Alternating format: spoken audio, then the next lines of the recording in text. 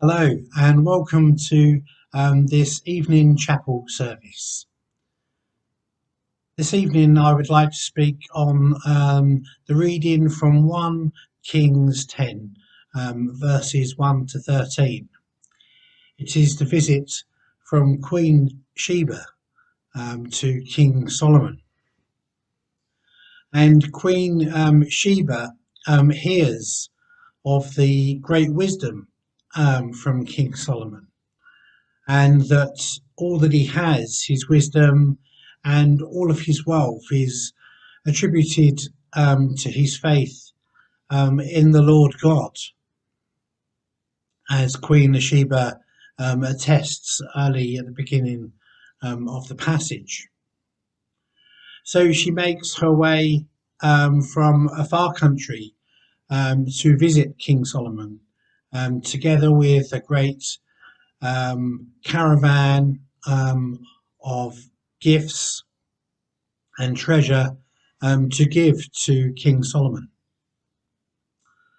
And when she arrives, she asks King Solomon all the questions that is on her heart, to test his wisdom.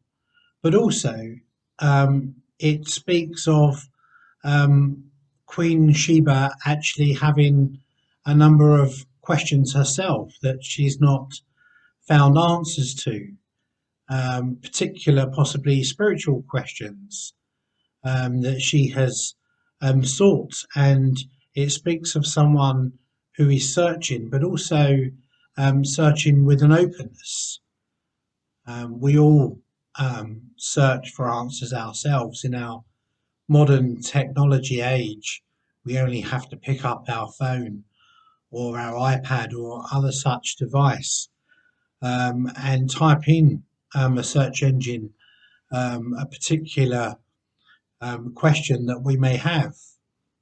Now, of course, this always carries the caveat of our own particular conscious or unconscious biases that we may need to be aware of when searching for answers. And also, we need to be aware of the particular sources where we're looking for particular answers. These sources have to be valid and secure. And no, because of Queen Sheba's wealth and because of her status as a queen, no doubt she would have attested to great philosophers and spiritual guides of her kind, great valid sources that would have been there in order to search for these answers. And she doesn't, as a queen, she could have easily sent a number of her guards or messengers to go to King Solomon with a list of her questions. But she doesn't. She travels a long way herself to hear the particular wisdom of King Solomon herself. And that speaks for us today that we too must seek answers for ourselves that are true and that are full of wisdom.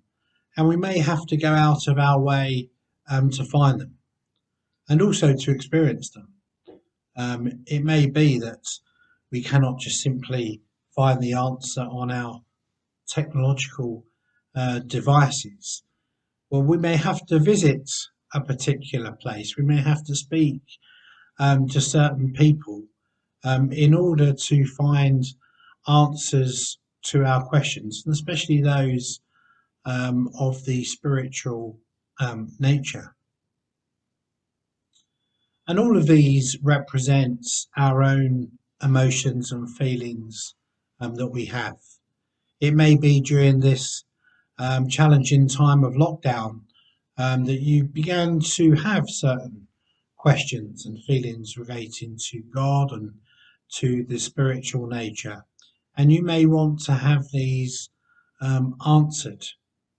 So I would encourage you to seek out those answers, to make it a Pacific adventure like Queen Sheba, in order to have time and effort into finding those answers that are true and that are wisdom.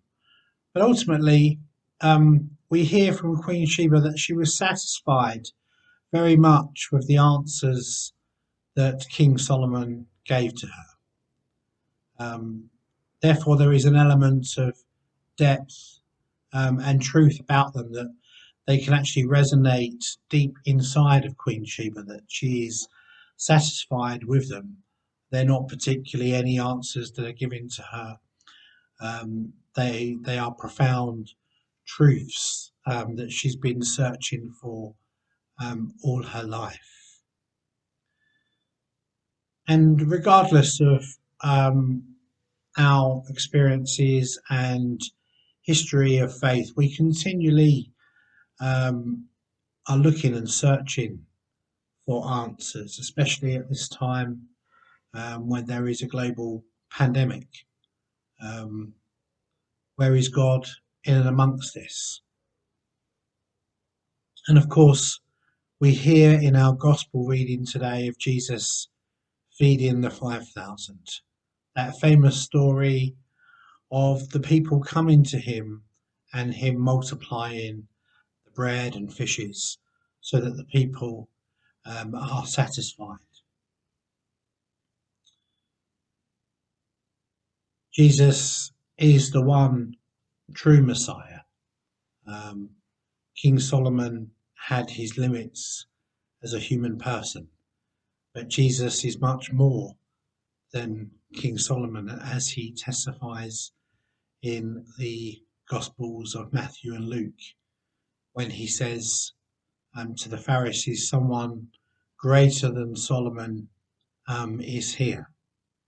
He is the one, both human and divine, who can multiply bread and fishes in order to feed over 5,000 people. This is a sign of Jesus's divinity, but also showing to the Jewish people that God's chosen one is here to bring them the true manna that they want to feed on in the desert. He is the true Son of God, in which our questions can be answered.